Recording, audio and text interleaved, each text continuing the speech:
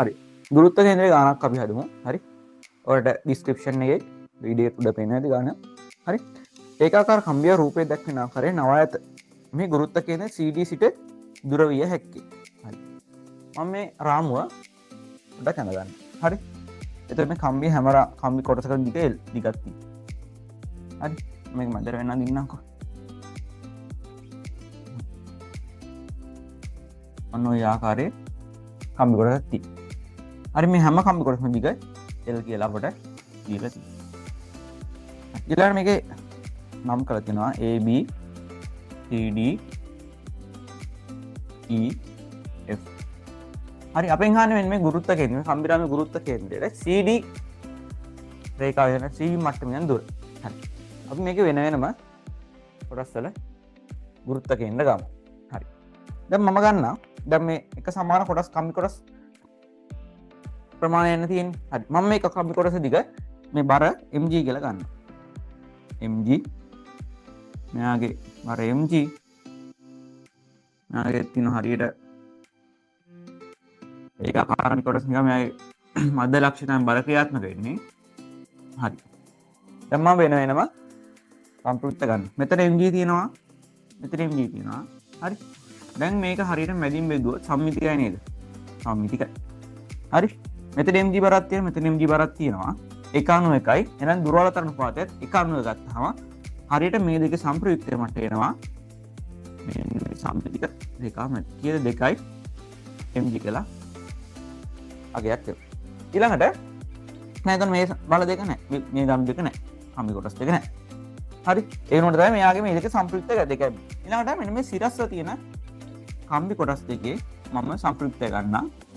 ඒකේ තියෙන mgm 1:1යි. මෙතන හරි මැදින් තමයි නේද සම්මිතිය රේඛාවේ 2යි mg එන්නේ. එතකොට මෙන්න මේ පහළ මට්ටමේ ඉඳන් මෙන්න මෙයාගේ මධ්‍ය ලක්ෂණ තියෙන දුර අපි දන්නවා L බෙදීම 2. දැන් ගුරුත්ව කේන්ද්‍රයේ තියෙන මධ්‍ය ලක්ෂණය. නම් මෙතනත් L බෙදීම 2. ඊළඟට මම මෙන්න මේ 2යි mg දැන් මේ දෙපැත්ත කොටස් දෙකක් නැහැ. දෙපැත්තේ කම් කොටස් දෙකක් නැහැ. හරි ඔන්න 2යි mg තියෙනවා.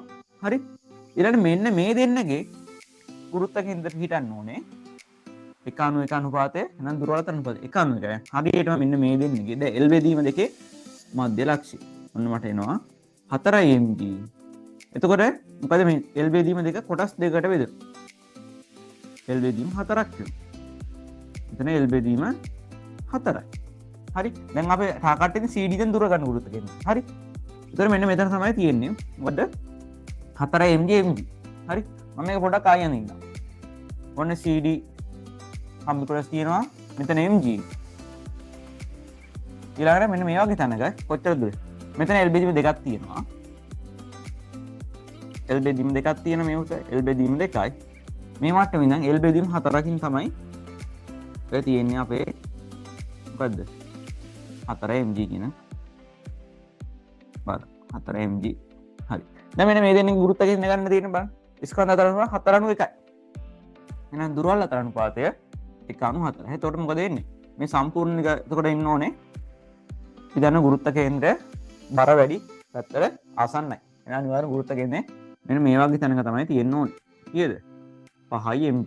5යි mg. හරි. මෙන්න මේ 5යි mg ට තියෙන දුර තමයි අපි අහන්නේ. මේක තමයි බල අපෙන් අහන්නේ. එතකොට මුළු දුර කීයද?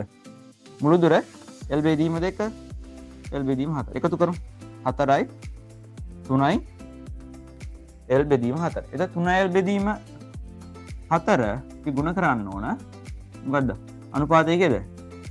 බරාල තරම 4:1යි. ඒතකොට 5න් 4යි. හරි 4යි 4 මට එන 3යි L බෙදීම 5ක්. එන CD නම් දුර 3යි L බෙදීම 5ක් කියලා මට අවසාන උත්තරේ ගන්න පුළුවන්. පැහැදිලිද? හරි.